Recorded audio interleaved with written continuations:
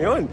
So isang mapagpalang araw po sa inyong mga ka-brotep at mga kadeboto. Andito ako ngayon sa QPub ng UST kung saan magaganap ang PCNE, ang Philippine Conference on New Evangelization. So iniimbitahan po namin kung kayo, mga ka-brotep, na bukas live po tayo sa TV Maria.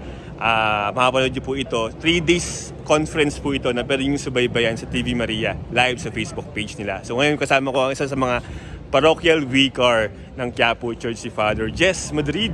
Father Jess, magandang hapon po. Magandang gabi. Magandang gabi Pads, po. ano ba itong magaganap natin bukas? Ayan, yung tema po ng PCNE. ating PCNE ay salya.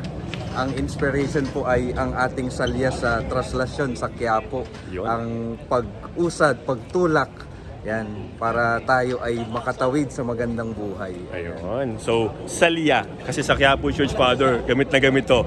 Salya is yung pagtulak ng sa imahe ng Senyor Nazareno pag di na siya nakakausad. So, bukas, Father, makikita nyo dito yung parang replication ng traslasyon dito sa areang ito. So, asahan po namin kay mga ka-brotep bukas. Father, invite naman natin yung ating mga kadeboto sa Quiapo Church. Mga brotep at mga kadeboto, iniimbitahan ko kayo na makisama sa aming pagdalo dito sa PCNE. Mapapanood natin ito sa TV Maria. Yan. Yun. Siyempre sa Facebook pages ng UST siguro at ng TV Maria. So Pads, maraming salamat. See you po bukas. Siyempre, kasama ko din dito yung mga Ios del Nazareno. Ayan. Mga Ios del Nazareno yan. Bukas sila po yung tutulong sa atin sa pag-replicate ng traslasyon. Napakasimple lang na to. So, ongoing na yung preparation ng PCNE. Yan.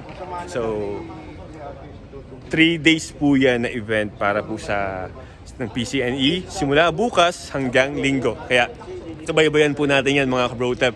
So, muli nagbabalik po ang ating inyong Brotep TV dito po sa UST at syempre sa Quiapo Church to update you sa mga kaganapan ngayon sa Quiapo Church simula po ngayong araw na ito. So muli po, maraming salamat at see you bukas. Mapapunta kayo dito or sa live, sa online, pwede po yan. Sige po, salamat. So check natin yung preparation nila. All set na po dito with the stage, no? Medyo malaki. QPub Pavilion dito po sa UST Espanya. Bye po.